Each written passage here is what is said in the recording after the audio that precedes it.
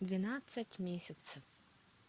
Было у матери две дочки, Алена родная и Марушка падчерица. Родную она любила, а падчерицу терпеть не могла из-за того, что Марушка красивее Алены была. Пока Алена прихорашивается, Марушка в доме прибирает, стряпает и стирает. А мачеха, знай, бронит ее целый день. Потолковала она как-то с Аленой, и надумали они такое, что никому и в голову бы не пришло. Вскоре, после Нового года, в трескучий мороз, говорит Алена Марушке: «Ступай в лес, грязнуля, собери мне букет фиалок, хочу их понюхать и к поясу приколоть». «Милая сестрица, слыханное ли дело, чтобы под снегом фиалки росли?» — ответила бедная Марушка. Да делать нечего. Побоялась девушка перечить сестрице и мачехе. Заливаясь слезами, отправилась она в лес. Долго бродила Марушка, голод ее мучил, мороз до костей пробирал. Вдруг заметила она вдали огонек.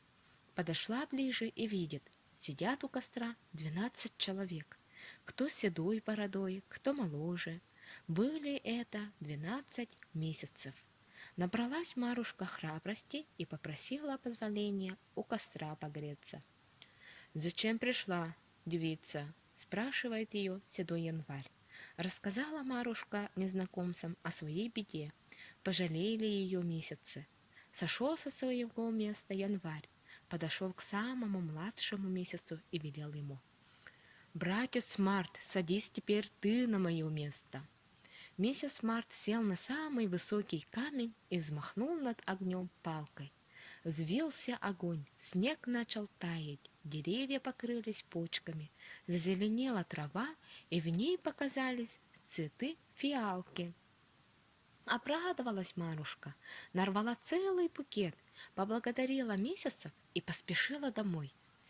Удивились мачеха и Алена, когда увидели Марушку живой, невредимой, с фиалками. «Где ты их нарвала?» — сердито спросила Алена. «Высоко, на горе, под кустами. Их там видимо-невидимо», — ответила ей Марушка. На следующий день вздумалась Алене послать сестрицу в чащу за ягодами. Заплакала бедная девушка, да ничего не поделаешь, пошла она в лес. А там сугробы стеной стоят, и ни следа человеческого кругом. Бродила Марушка, пока вновь не вышла к костру братьев месяцев. «Люди добрые, позвольте мне погреться», — попросила она. Январь, белый и бородатый, кивнул ей и спрашивает: «Зачем опять пожаловала, девица?» «Отправила меня сестрица за ягодами в зимний лес», — печально ответила ему Марушка. Снова пожалели девушку братья. Июнь встал на место января. Взмахнул палкой, взвился огонь, и пришло лето жаркое. Заолела в траве земляника. Набрала Марушка ягод, сказала месяцам спасибо и поспешила домой. Удивились мачеха и Алена, когда увидели, что Марушка к дому подходит, живая да невредимая, с ягодами. «Где ты их набрала?» — сердито спросила Алена. «Они растут высоко на горе, их там видимо-невидимо», — спокойно ответила ей Марушка. Наелись досыта мачеха и Алена, а бедной девушке ни одной ягодки не оставили. На третий день захотелось Алене яблок. Делать нечего, отправилась Марушка в лес, голод ее мучил, мороз до костей пробирал. Вновь набрела она на костер, вокруг которого сидели месяцы. «Люди добрые, разрешите мне у огня погреться», — попросила Марушка. Январь кивнул ей и спрашивает: «Зачем пришла, девица?» Марушка и на этот раз рассказала им о своей беде. Пожалели ее братья. Встал сентябрь на место января.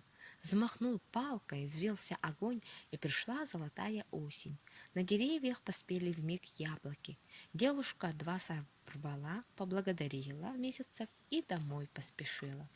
Удивились мачеха и Алена, когда Марушка домой воротилась, да рассердилась она, что сестрица всего 2 яблока сорвала. Кинулась ее бить, но бедная девушка убежала на кухню, да где-то за печью спряталась. Алена же надумала в лес на гору идти, все дерево отрасти и мешок яблок домой притащить. Напрасно мать ее отговаривала. Пришла упрямиться в лес. Там сугробы стеной стоят, и нигде следа человеческого. Вдруг увидела Алена огонек, пошла на него и вышла к костру. Не спросила она позволения погреться, руки сходу к огню потянула. «Зачем пожаловала?» — рассердился январь. «Не твое дело, старый дурень!» — отрезала Алена и двинулась дальше на гору, словно яблоки ее там ждали.